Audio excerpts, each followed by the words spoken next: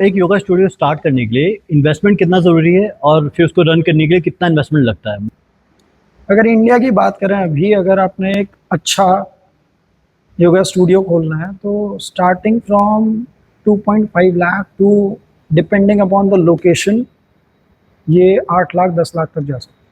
2.5 लाख से 8 to 10 लाख कितना ही हो सकता सर बहुत सारे स्टूडियोज इंडिया में भी और इंटरनेशनली भी लॉस में जा रहे हैं, ठीक है, और इसका मेजर रीज़न क्या है और हम कैसे इम्प्रूव कर सकते हैं इस इंडस्ट्री को? है।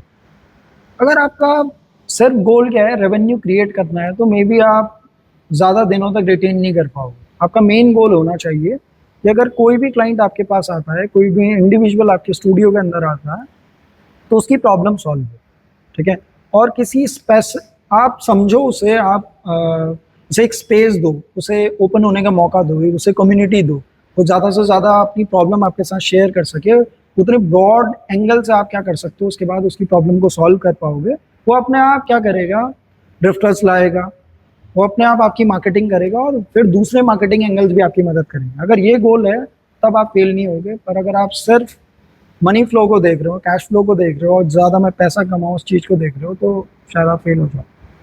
सर प्रॉफिटेबल कितने टाइम में हो जाता है कि योगा स्टूडियो? एक हम टियर 2 सिटी की बात करें तो टियर 2 सिटीज़ में प्रॉफिटेबल, देखो प्रॉफिटेबल का मीनिंग समझने की ज़रूरत है। प्रॉफिटेबल योगा स्टूडियो तब नहीं होता जब लोग आपको पैसा दे दें, ठीक है। ये सिर्फ क्या आई, आपके पास एक स्टार्टिंग रेवेन्यू है जो आपके मेंटेनेंस में, आपकी बाकी चीज़ों में लगेगा।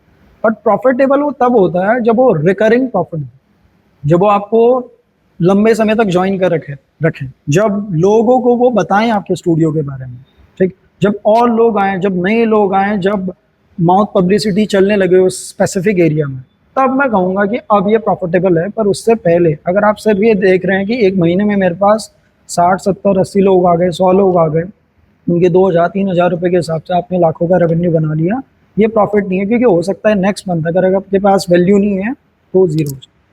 बिजनेसेस लाइक स्टूडियोज या जिम ये तभी चलते हैं अगर आपके जो कस्टमर्स हैं वो हर महीने आ रहे हैं, ठीक है। 80% 90% आपके हर महीने होने चाहिए, तभी चलेंगे, वरना नहीं चलेंगे।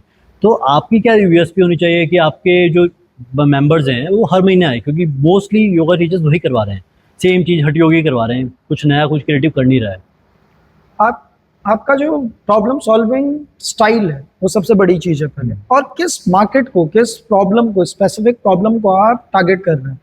अगर आप टियर 1 टियर 2 सिटीज़ को टारगेट कर रहे हैं तो वहाँ देख लो कि किस तरीके के लोग रहते हैं, उनकी मैक्सिमम प्रॉब्लम्स क्या क्या हैं, और आप उसे नए एंगल से कैसे सॉल्व कर रहे हैं, ठीक है।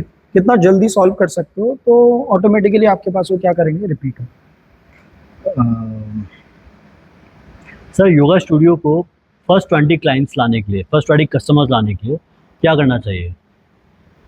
फर्स्ट 20 कस्टमर्स के लिए कोई भी मार्केटिंग की ज़रूरत नहीं है। फर्स्ट 20 कस्टमर तो आपको, जितने आपके ट्रेनर्स हैं, आप खुद अगर फाउंडर हो, को फाउंडर हो, तो अगर आप इसे व्हाट्सएप स्टेटस में भी लगाओगे, इंस्टाग्राम में लगाओगे, तो लोग आपके पास 15-20 लोग अपने आप आ जाए, ठीक है। पर मेन गोल यहाँ भी आपका वही होना चाहिए। अगर एक बंदा भी आपके पास आता है तो आप बंदे को तैयार करो, और इसे कहते हैं आप बंदा तैयार करो और वो धंधा तैयार करे अपने आप, ठीक है। तो वो खुद ही लोग आपके पास लेकर आएगा अगर आप ईमानदार हो, आपके पास वैल्यू।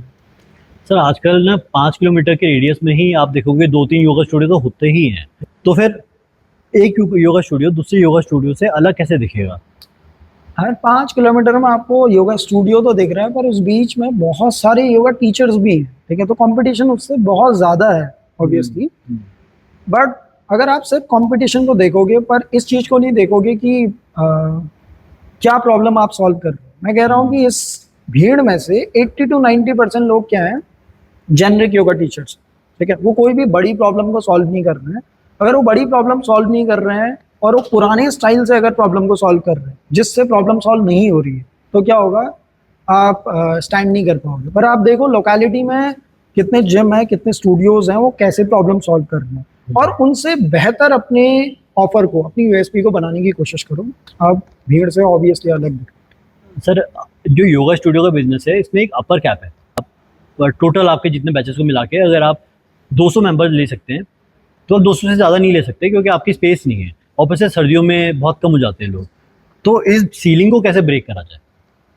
इस सीलिंग को ब्रेक करने के लिए मैंने पहले भी कहा कि आपके पास मल्टीपल सोर्सेज ऑफ इनकम होनी चाहिए। सेम स्पेस को आप क्लासेस के लिए भी इस्तेमाल करो, सेम स्पेस को आप रिट्रीट्स के लिए, सेम स्पेस को आप वर्कशॉप्स के लिए, किसी स्पेशल मास्टर क्लास के लिए, टीचर ट्रेनिंग प्रोग्राम्स के लिए, रिकॉर्डेड कोर्सेज के लिए, इस तरीके से आप यूज़ करो तो सीलिंग क्या है, अनलिमिटेड है उसकी। ठीक है, लास्ट क्वेश्चन सर, अगर कोई योगा की जर्नी में जस्ट कदम रख रहा है और उसने शुरू नहीं किया प्रैक्टिस करना पर जानना चाह रहा है, तो कोई एक बुक बताइए जो उसको पढ़ना चाहिए जिससे वो स्टार्ट करे।